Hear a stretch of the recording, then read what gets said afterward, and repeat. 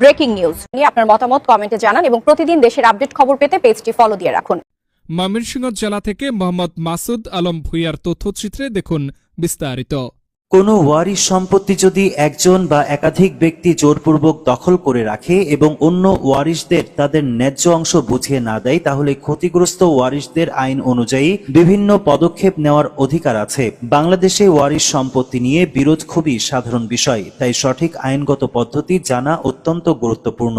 ওয়ারিশ সম্পত্তি জোর করে দখল করলে করণীয়: প্রথমে ওয়ারিশ সনদ সংগ্রহ করুন। প্রথম কাজ হলো প্রমাণ করা যে আপনি মৃত ব্যক্তির বৈধ ওয়ারিশ। যেসব কাগজ লাগবে: ওয়ারিশ সনদপত্র, মৃত ব্যক্তির মৃত্যু সনদ, জাতীয় পরিচয়পত্র, খতিয়ান, দাগ নম্বর, দলিলপত্র, খাজনার রসিদ, নামজারির কাগজ যদি থাকে। ওয়ারিশ সনদ ইউনিয়ন পরিষদ, পৌরসভা বা সিটি কর্পোরেশন থেকে নেওয়া যায়। জমির কাগজপত্র যাচাই করুন। দেখতে হবে জমি কার নামে রেকর্ড আছে, নামজারি হয়েছে কিনা, কোনো জাল দলিল হয়েছে কিনা, অন্য কেউ একক মালিক দাবি করছে কিনা। অনেক সময় একজন ওয়ারিশ গোপনে পুরো জমি নিজের নামে খারিজ করে নেয়, তাই ভূমি অফিসে গিয়ে খতিয়ান যাচাই করা জরুরি। শান্তিপূর্ণ সমাধানের চেষ্টা করুন। প্রথমে পারিবারিকভাবে সমাধানের চেষ্টা করা ভালো। এভাবে করতে পারেন: স্থানীয় গণ্যমান্য ব্যক্তি নিয়ে বৈঠক, সালিশ, লিখিত বন্টন চুক্তি। যদি সমাধান না হয় তাহলে আইনি পদক্ষেপ নিতে হবে। আইনজীবীর মাধ্যমে লিগ্যাল নোটিশ পাঠান। জোরপূর্বক দখলকারী ওয়ারিশকে আইনজীবীর মাধ্যমে নোটিশ পাঠানো যেতে পারে। নোটিশে উল্লেখ থাকবে আপনি বৈধ ওয়ারিশ, আপনার বংশ বুঝিয়ে দিতে হবে। জোরপূর্বক দখল বেআইনি, না দিলে মামলা করা হবে। অনেক সময় নোটিশ পেয়ে বিরোধ মিটে যায়। বন্টন মামলা করুন। যদি কেউ অংশ বুঝিয়ে না দেয় তাহলে আদালতে বন্টন মামলা করতে হবে। বন্টন মামলার উদ্দেশ্য কে কত অংশ পাবে তা নির্ধারণ, জমি ভাগ করে দেওয়া, দখল বুঝিয়ে দেওয়া। কোথায় মামলা হবে?